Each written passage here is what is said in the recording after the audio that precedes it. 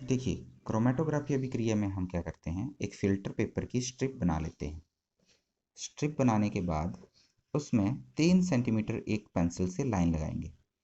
उसके बाद स्याही से इसके बीच एक बिंदु बनाएंगे। अब इस फ़िल्टर पेपर को हम पानी में डाल देंगे। एक बीकर में पानी लेंगे और इस स्ट्रिप को फ़िल्टर पेपर की हम पानी में डाल देंगे। ध्यान रहे कि जो आपने लाइन लगाई है ये पानी को टच ना करे। ठीक है। अब क्या होगा, ये पानी धीरे धीरे इस फिल्टर पेपर से आपको ऊपर उठता हुआ दिखाई देगा। ये फिल्टर पेपर गीला होता जाएगा। तो जब पानी यहाँ पहुँचेगा तो ये स्याही भी आपको ऊपर चढ़ती हुई दिखाई देगी।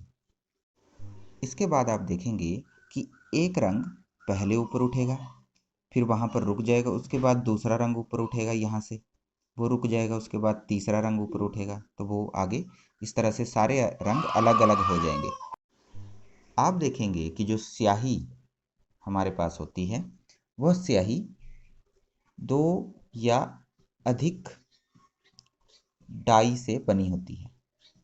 अधिक रंगों की डाई प्रयोग की जाती है। हमने इससे पहले स्याही को अलग करने के लिए वाष्पीकरण, स्याही से डाई को अलग करने के लिए वाष्पीकरण विधि का प्रयोग किया था, लेकिन उसमें सिर्फ हमने डाई को अलग किया था। डाई में कितने रंग थे यह पता हमें नहीं चला था। डाई में कितने रंग हैं उसके लिए हम क्रोमेटोग्राफी प्रयोग करेंगे। तो देखिए, ये सेटअप मैंने यहाँ बना दिया है। इससे पहले हमने अघुलनशील द्रवों को अलग करने के लिए पृथक्करण कीप का प्रयोग किया था, क्योंकि वो घुलते नहीं हैं आपस में, तो आराम से उनको हम पृथक्करण कीप द्वारा अलग कर सकते हैं। लेकिन ऐसे द्रव जो आपस में घुल जाते हैं, जैसे जल और एसीटोन, ये आपस में घुल जाते हैं, इनकी परतें नहीं बनती, तो इसको तो हम पृथक्करण कीप द्वारा अलग नहीं कर सकते। इनको अलग करने के लिए हमारे पास अलग अलग विधियां हैं। हम इस प्रक्रिया को कह रहे हैं आसवन विधि। आसवन। इस प्रक्रिया में देखिए, दो घुलनशील द्रवों को हमने लिया है, जैसे जल और एसीटोन। इन द्रवों में कुछ खास बात है। उन दो घुलनशील द्रवों को हम अलग कर सकते हैं जिनके तापमान का अंतर 25 डिग्री सेल्सियस हो। अब इस विधि द्वारा ऐसे दो द्रवों को हम अलग कर सकते हैं जिनके क्वथनांक में 25 डिग्री सेल्सियस का अंतर हो, या इससे अधिक भी हो। इससे कम नहीं होना चाहिए। इससे कम होगा तो आसवन विधि कार्य नहीं करेगी।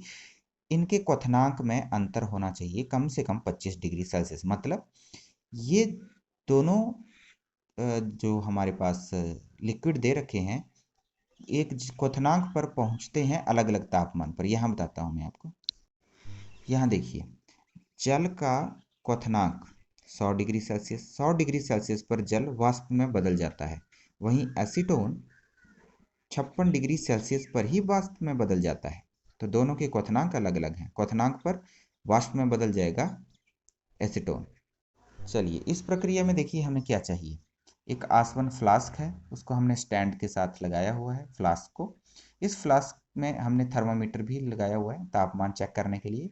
साथ में हमने एक और ट्यूब, देखिए इस फ्लास्क से एक ट्यूब निकल रही है, जिसमें से यहाँ बीकर में जल या जो भी वाष्पीकृत होगा वो यहाँ इकट्ठा हो जाएगा। इस ट्यूब में देखिए बीच में हमने एक जल संघनक लगाया है।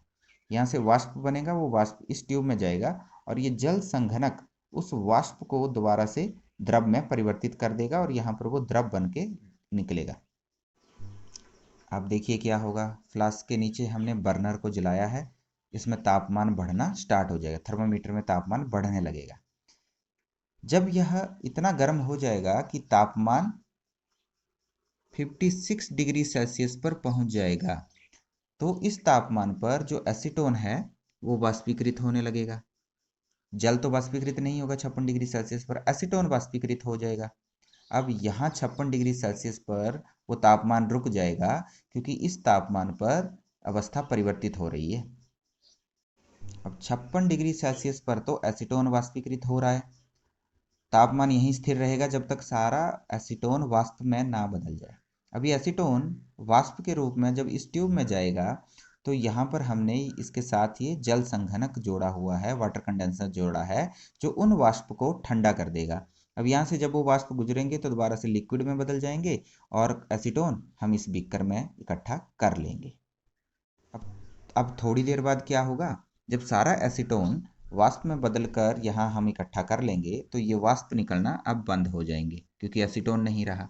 56 डिग्री सेल्सियस पर जल तो भाप नहीं बनेगा, तो अब ये भाप बंद हो जाएगा और तापमान फिर से बढ़ना स्टार्ट हो जाएगा।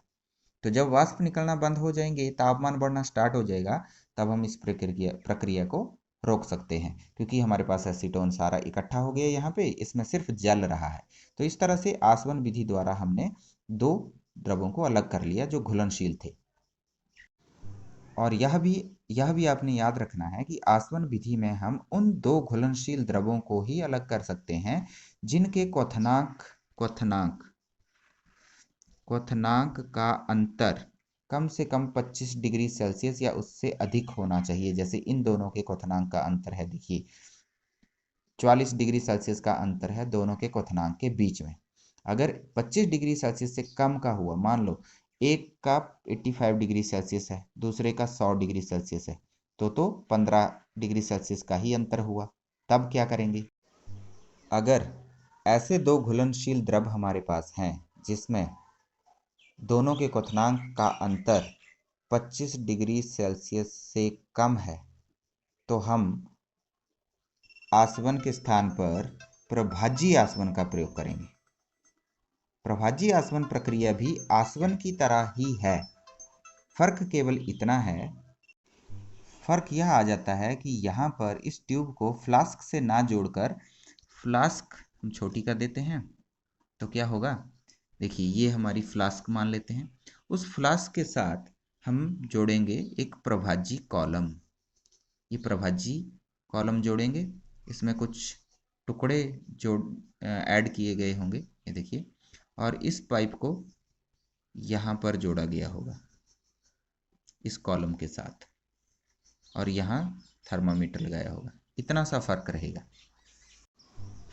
तो प्रभाज्य आसवन आसवन की ही तरह की विधि है। फर्क इतना है कि फ्लास्क से इस ट्यूब को ना जोड़कर इस फ्लास्क के ऊपर हम जोड़ते हैं एक प्रभाज्य कॉलम। इस प्रभाज्य कॉलम से वो वाष्प होकर जाएगा और उसके बाद यहाँ से संघनित होकर यहाँ इकट्ठा हो जाएगा। यहाँ पर ये कांच के टुकड़े हैं जो इन दो द्रवों को पृथक करने में सहायक होंगे।